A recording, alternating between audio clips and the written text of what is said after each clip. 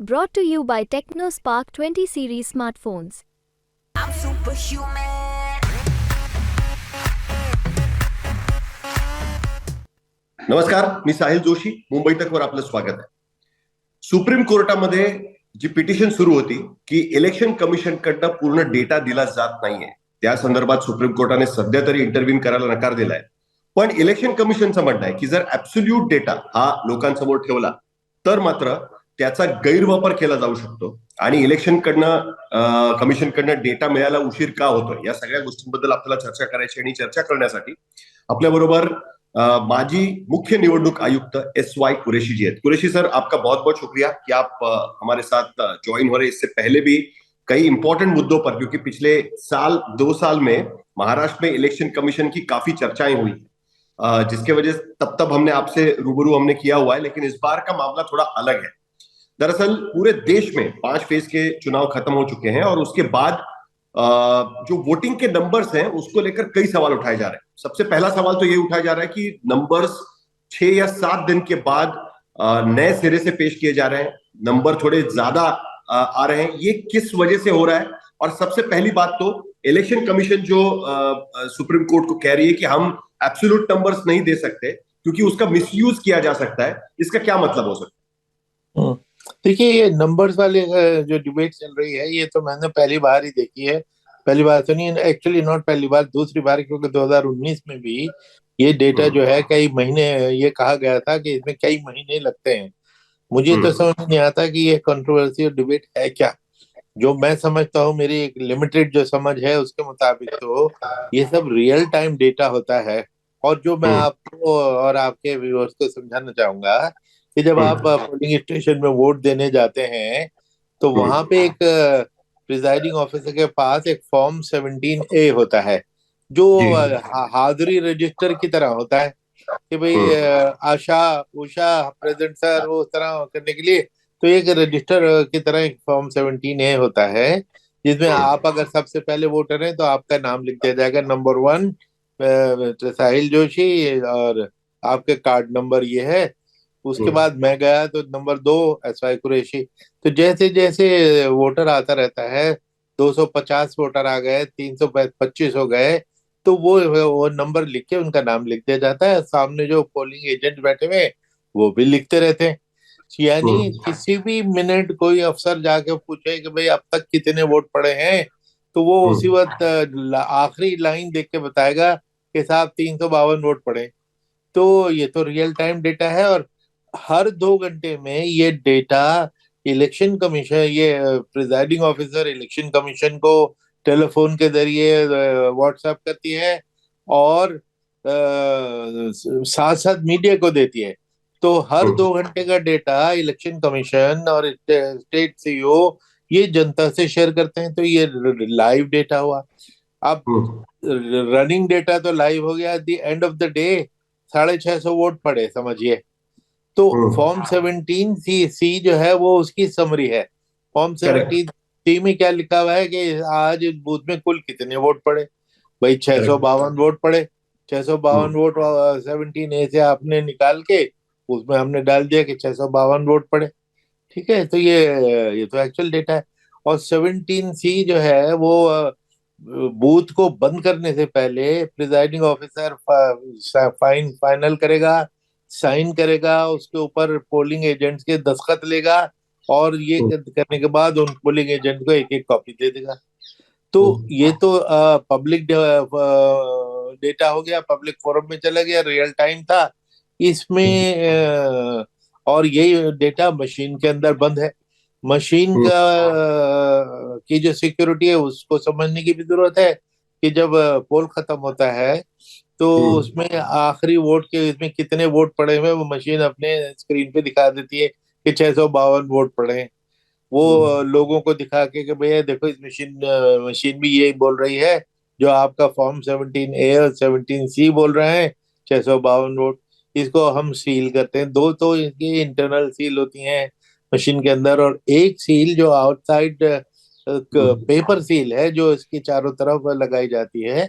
और वो paper seal को भी समझना जरूरी है कि वो यूनिक सील है कि उस पे एक ऐसा नंबर है जो उस नंबर का कोई दूसरी सील ही नहीं है हिंदुस्तान में। और जैसे करेंसी नोट्स के होते हैं कि एक ही नंबर का एक ही नोट होगा, और ये छपती भी वो करेंसी प्रेस में ही है, नासिक में, आपके महाराष्ट्र के नासिक में करेक्ट। जो ठीक है, उसको ये मशीन के चारों तरफ उसको लपेट देते हैं, और उसके ऊपर जो पोलिंग एजेंट बैठे हुए हैं उनसे सिग्नेचर कराते हैं। करेक्ट। तो फिर देख लो, ताकि अच्छा, अब इसके बाद ये मशीन जब बिल्कुल सील हो गई तो अब ये चली स्ट्रांग रूम के लिए। तो राइट। इलेक्शन कमीशन कहता है, एक तो इसको वो पैरामिलिट्री फोर्स इसके साथ चलती है, पैरामिलिट्री इसको एकम्पनी करती है, जी। और इलेक्शन कमीशन जो एजेंट्स बैठे हुए हैं पॉलिटिकल पार्टी के, उनको कहता है कि भाई तुम तो हमारे चलना चाहो तो हमारी गाड़ी के पीछे पीछे चलो, ताकि तुम हम पे भी वोट रख सको। तो हम्म। वो कई गाड़ियां पीछे पीछे चलती हैं, स्ट्रांग रूम तक चली जाती हैं। अब स्ट्रांग हम्म। रूम को समझने की भी जरूरत है। स्ट्रांग रूम जो है एक बड़ा कमरा जिसमें सिर्फ एक ही दरवाजा होता है, और ना हम्म। उसमें कोई खिड़की होती है, ना कोई रोशनदान या वेंटिलेटर होता है, एक ही दरवाजा होता है। उसके हम्म। अंदर सीसीटीवी कैमरा लगे हुए हैं, उसके बाहर सीसीटीवी कैमरा लगे हुए हैं, वीडियो कैमरा लगे हुए हैं। और जब वो ये मशीन स्ट्रांग रूम में जाके रख दी जाएगी, सारी मशीनें जहां जहां से आ रही हैं, जो जितनी वहां पे आनी थी रख दी जाएंगी, तो इसके ऊपर एक पैड लॉक लगेगा। उस हम्म। लॉक के ऊपर एक कपड़े का एक बिल्कुल कवर चढ़ा दिया जाएगा कपड़े का, ताकि उसके हम्म। ऊपर लैग की सील हो जाए, वो हम्म। कोई चेंज न कर सके। और उस कपड़े पे भी जो एजेंट्स हैं उनके दस्तखत लिए जाते हैं। जैसा। हम्म। यानी अब उन एजेंट्स के दस्तखत को वायलेट कोई नहीं कर सकता, तो कि चुपके से कोई रातों रात ताला तोड़ के मशीनें अंदर चेंज कर दे, ये सवाल ही नहीं पैदा होता। तो इसलिए किस हम्म। चीज का डर कि जी ये हो जाएगा और ये डेटा, अब वो बाहर 10% इंक्रीज, 20% इंक्रीज, पहले तो मुझे यही समझ में नहीं आती कि वो 10% 20% इंक्रीज हो कैसे सकती है। मशीन तो वही जानती है जितना डेटा उसके अंदर पड़ा। 652 वोट है तो 652 है, आप बैठे हुए यहाँ उसको 752 कर लीजिए, मशीन को तो कोई फर्क नहीं पड़ने वाला। सर, आप ये बिल्कुल कुछ सही कह रहे हैं, लेकिन लेकिन लेकिन ये जो परसेंटेज इंक्रीज की बात की जा रही है वो इसके वजह से हो रही है कि चुनाव खत्म होने के बाद, यानी शाम को 6 बजे जब वोटिंग पोलिंग खत्म हो जाती है, उसके बाद में 1 से 1.5 घंटे के बाद इलेक्शन कमीशन की वेबसाइट पे या उनके ऐप पे एक डेटा रिलीज किया जाता है। वो कहते हैं कि ये प्राइमरी डेटा है, उसके बाद उसको सारा डेटा इकट्ठा होने के बाद उसपे 1-2% का फर्क हो सकता है। लेकिन पिछले 3-4 जो फेजेस हुए उसमें ये देखा गया कि 4 से 5 दिन के बाद उस डेटा को रिवाइज किया गया, जिसमें 5 से 6% का डिफरेंस पाया गया। ये क्यों हो रहा है, इसके पीछे क्या कारण लग रहा है? क्या इसके वजह से लोगों के मन में सस्पिशन अगर पैदा हो रहा है, कुछ सवाल खड़े हो रहे हैं, तो वो क्यों गलत माने जाएंगे कि अगर इस तरीके से रिवीजन हो रहा है, 5 से 6% का डिफरेंस उसमें पाया जा रहा है 4-5 दिन के बाद? देखिए, पहले मैं तुम्हें समझा दूं कि जो जो हम्म। सबसे पहले इलेक्शन कमीशन डेटा जो रिलीज करती है ये पोल खत्म हम्म। होने के फौरन बाद। हमारे हम्म। जमाने तक तो ये था कि 5:30 बजे अगर पोल खत्म होता था तो 6 बजे जी। हमारे एक ऑफिसर प्रेस कॉन्फ्रेंस करता था, और वो जी। बताता था कि पोल खत्म होने तक 5:30 बजे तक 62% है जितना है, इतने वोट पड़े हैं। और जी। साथ साथ वो ये कहता था अगला सेंटेंस कि साहब ये डेटा फाइनल नहीं है, क्योंकि अभी हजारों लोग कहीं कहीं क्यू में खड़े हुए हैं, वो उनको 1 घंटा 2 घंटा लग सकता है। तो फाइनल फिगर जब आएगी, जब आखिरी वोटर वोट कर चुकेगा, चाहे वो 9 बज जाए या 10 बज जाए। तो इसलिए वो खुद ही बता देता है कि ये डेटा टेंटेटिव है और फाइनल 2 घंटे बाद पता लगेगा। इन्हें नहीं हम्म। के 2 घंटे में इलेक्शन खत्म तो हो ही जाता है, उसके बाद हम्म। का डेटा जो है वो फाइनल डेटा है। तो एक और प्रेस कॉन्फ्रेंस करके रात को चाहे 10 बजे हो या अगले दिन हो कि भाई इतना फाइनल वोट इतने पड़े थे, वो फाइनल है। उसमें 4-4 दिन 6-6 दिन लगना मुझे नहीं समझ में आ रहा। और अगर हम्म। इसके ऊपर पूरी देश डिबेट कर रहा है, कंसर्न कर रहा है, कोर्ट्स में अदालतों में जा रहा है, और इलेक्शन कमीशन उसके का एक्सप्लेनेशन न दे, सबसे अच्छा एक्सप्लेनेशन तो इलेक्शन कमीशन ही दे सकती है कि भाई ये हम्म। डेटा क्या है और इसमें डिले क्यों हो रही है। अगर हो हम्म। रही है तो उसको समझा दो, लोग बेवकूफ नहीं है, समझ जाएंगे। आप समझाने की कोशिश तो करो। लेकिन अगर आप ये सोचे कि जी बस ये तो मेरा ही प्रिजर्व है, नहीं बताऊंगा, चुप रहूंगा, तो स्पेकुलेशन या गलत फहमियां तो इसी तरह होती है ना। तो इसलिए जितनी ओपननेस हो उतना अच्छा है।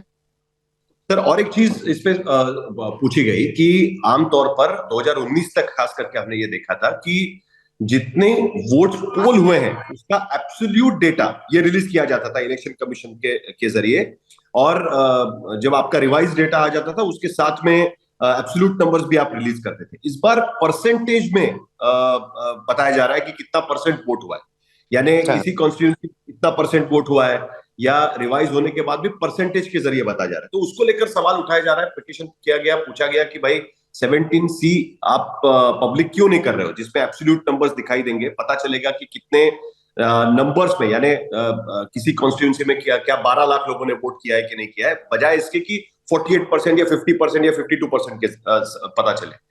तो इलेक्शन कमीशन कह रहे हैं कि उसका मिसयूज किया जा सकता है। अब ये आर्ग्यूमेंट मुझे समझ में नहीं आया कि क्यों मिसयूज इसका हो सकता है। क्या इस डेटा का मिसयूज हो सकता है? क्या 17C को पब्लिक करना या उसको एब्सोल्यूट नंबर्स में लोगों के सामने रखना, इसमें कुछ कुछ कठिनाई है?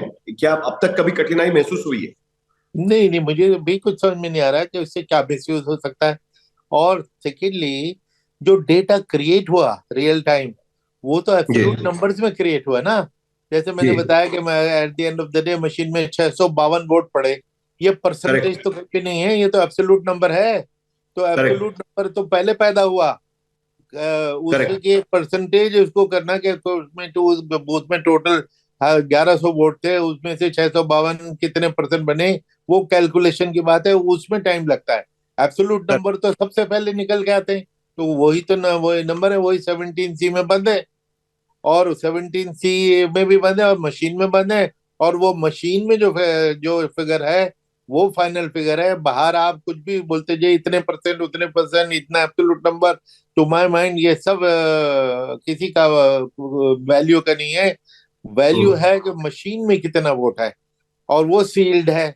वो उसी दिन खोली जाएगी, और जब जब ये काउंटिंग में वो सेंटर पे मशीन लाई जाएगी, सबसे पहले हम्म वो जो लोग वहाँ एजेंट बैठे हुए उनको दिखाई जाएगी कि देखो ये भैया, ये मशीन, ये सील तुमने ही की थी, तुम्हारे सामने हुई थी, तुमने इस पे सिग्नेचर किए थे, देख लो है कि नहीं है।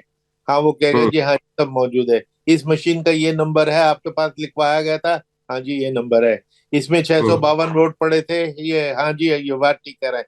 चलिए अब हम मशीन को ओपन कर लें।